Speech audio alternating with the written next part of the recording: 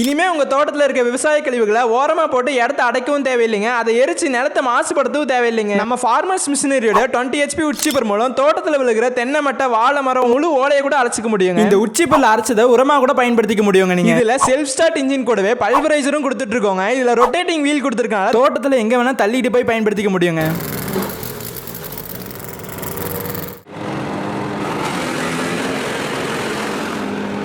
இந்த உட்சிப்பர் தேவைப்பட்டா ஸ்கிரீன்ல தெரிய நம்பருக்கு கால் பண்ணி ஆர்டர் பண்ணிக்கோங்க. இதுக்கு இஎம்ஐ ஆப்ஷன் அவைலபிளா இருக்குங்க.